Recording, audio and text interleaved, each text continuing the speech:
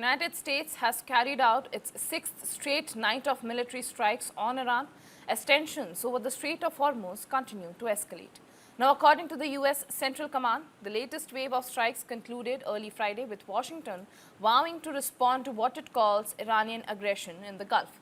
White House Press Secretary Caroline Leavitt said that President Donald Trump would not allow attacks in the Strait of Hormuz to go unanswered, warning that Iran would face consequences. Meanwhile, Iran has continued retaliatory attacks, claiming that it targeted U.S. military facilities in Jordan, Kuwait and Bahrain. However, there was no immediate reports of American bases being struck.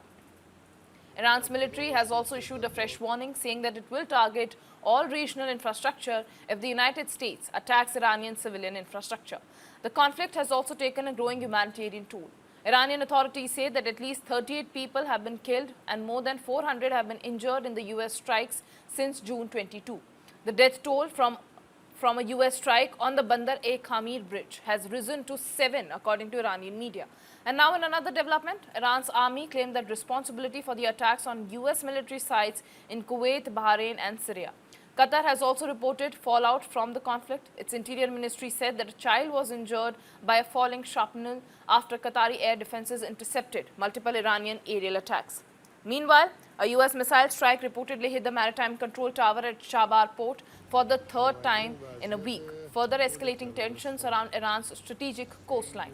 And on the political front, U.S. Vice President J.D. Vance has rejected the allegations that Jared Kushner and Steve Witkoff sought to profit financially from negotiations with Iran. With military action intensifying, the diplomatic efforts showing little less progress. The confrontation between Washington and Tehran continues to push the West Asia closer to a wider regional conflict.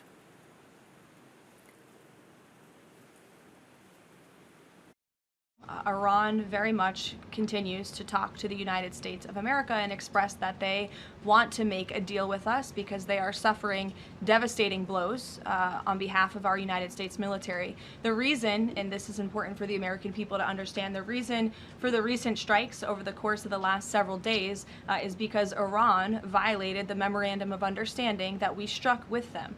Specifically, in the Memorandum of Understanding that they signed, they were not to fire on commercial vessels moving through the Strait of Hormuz. And unfortunately, they have made the tragic decision for them to do that. And President Trump is not going to sit by and allow these active acts of terrorism to take place in the Strait without ensuring Iran pays consequences for that, and that's what we are witnessing right now. They have expressed they still want to make a deal to the president. We're talking to them, but again, the president is not going to allow them to fire on ships in the Strait without paying a consequence for that.